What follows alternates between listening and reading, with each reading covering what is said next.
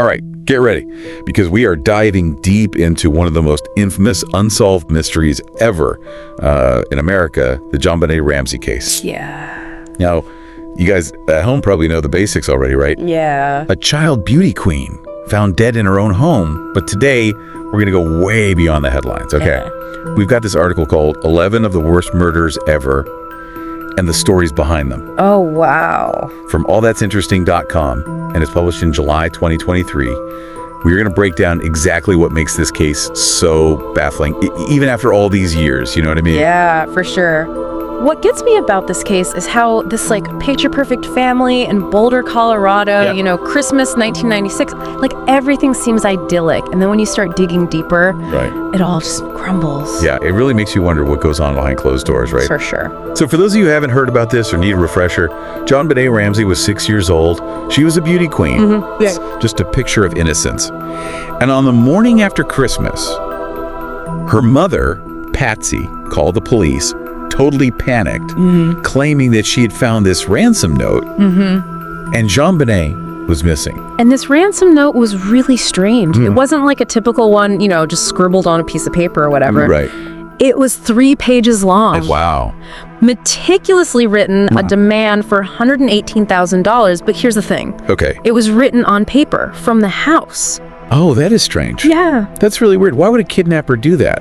Yeah. Like bring their own paper? Right. Like, it almost seems like they were trying to make it look like a kidnapping that went wrong. Yeah, like a setup or something. Right. Yeah. And then just a few hours after that call, JonBenét's body was discovered in the basement of the home. Oh my gosh. Nowhere near like a drop-off point or anything like the ransom note said. Right. Yeah. Oh, that's awful. Yeah. And how she died is truly awful. Okay. Sexually assaulted. Fractured skull. Gosh. And she was strangled with something called a garrote. Okay. Which is basically like a makeshift device made from a paintbrush. And it was her mother's paintbrush. Oh, that is chilling. Yeah. Like, was that just a random object or was that symbolic? Right.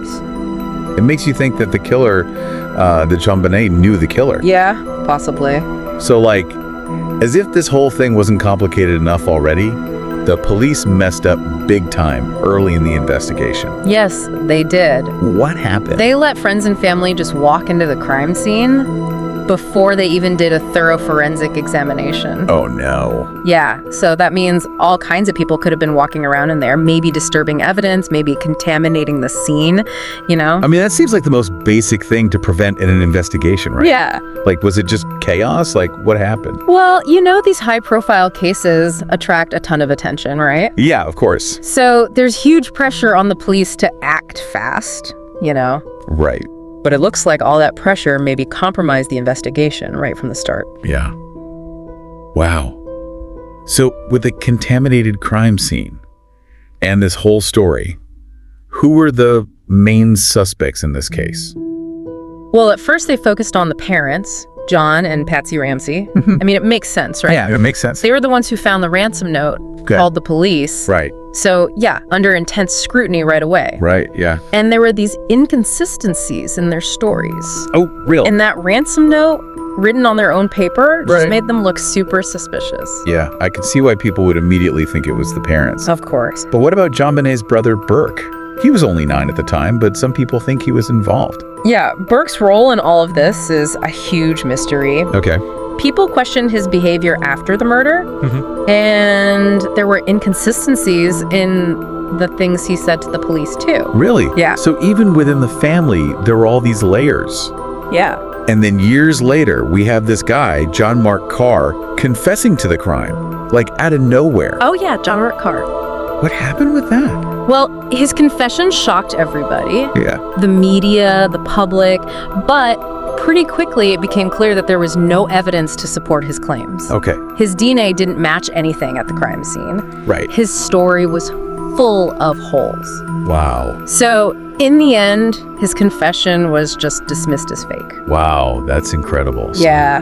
This case really shows how media attention can be good and bad, you know? Yeah. On the one hand, it can really help unsolved crimes. Right. But then on the other hand, it creates all this craziness and speculation that can really mess up an investigation. Yeah, it's like the media circus itself becomes part of the mystery. Exactly. It's almost like it's hard to even know what's real anymore. Right. And remember those missteps early on. Yeah. Letting people just walk into the crime scene before they even, like, you know, did the forensics. It's a huge mistake. Yeah. I mean, think about it. It creates so much uncertainty. Right.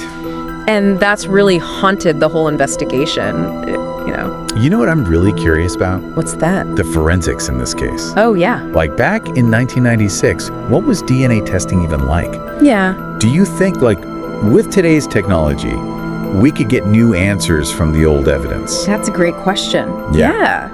So DNA technology back in 96 was pretty basic, actually. Oh, really? Yeah. Way less sensitive, way less accurate than what we've got now. Okay. Imagine, like, trying to solve a puzzle, but you only have a couple of pieces. Right. That's kind of what they were dealing with back then. Wow. But now, DNA analysis can find, like, the tiniest bits of genetic material. Really? Yeah. And the databases they used to compare are, like, massive now, way bigger. Wow. So you're saying that there's a chance that, like, we could re-examine the evidence with today's technology Oh, absolutely. and find something new? Absolutely. You know, even, like, the smallest touch DNA, you know, like when you just barely touch something, that could be huge. Really? That's incredible. Yeah. So it does give you hope that, like, even a case like this could be solved with science, you know? Absolutely.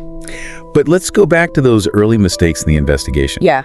Do you think those mistakes, like, ruined the case? Like, doomed it from the start? It's hard to say for sure, you know? Yeah. Contaminating the crime scene definitely made things way harder. Right. But there's also the problem of, like, all the theories and suspects that came up. Yeah, it seems like everyone had an opinion on who did it. Exactly. Do you think that, like, public pressure influenced the investigation? Oh, yeah. Public pressure in these big cases is enormous, you know? Yeah. Everybody wants answers. Everybody wants closure. Right. But that can make people rush to judgment, you know? Yeah. Or focus on the wrong things. So how do investigators even, like, deal with all of that? It's a tough job. Yeah. You gotta sift through all the noise and stay focused on the facts. So if we look at this case, like, objectively, what are the most likely scenarios? Like, what could really happen to JonBenet? That's the million-dollar question, right? Yeah. The one that's kept everybody guessing. Yeah. One theory is the intruder theory. Okay. Like, someone broke into the house and did it. Okay. The ransom note could have been to throw the police off, you know? But the thing is, with the intruder theory, there was no sign of forced entry, right? So how did they get in and out of the house without leaving any trace? Yeah, that's a good point. Yeah. It's one of the main arguments against the intruder theory. Right. But some people say maybe an intruder used an unlocked door or window, or maybe they knew the house, you know? Yeah. Someone who could come and go without being noticed. That's true. Right. Okay, so if we say the intruder theory isn't likely, does that mean it had to be someone in the family? Not necessarily. Okay. Some folks think the evidence points to someone inside the Ramsey house. But there are other options. Okay. What if someone had a grudge against the family? Yeah. Or was connected to their business or something? That's true, yeah. It seems like everyone just focuses on the Ramseys themselves, but it could be someone else entirely. Absolutely. Like with motives we haven't even thought of. Right. You always got to keep an open mind, look at every angle. Right. The truth might be somewhere totally unexpected, you know? Yeah. And that's what makes this case so interesting, right? Yeah. Even after all these years, there are still so many questions. So many questions. Do you think this case will ever be solved? It really makes you wonder if we'll ever know what happened that night, you know? Yeah. Like, do you think all this new forensic technology, could it be the key to solving this? Well, you never know, right? Technology keeps getting better. Maybe they can use new techniques on the old evidence, find new clues, maybe even prove someone innocent after all this time. That would be amazing. Yeah. I mean, to think that a case this old could still be solved, you know? Yeah. It's pretty incredible.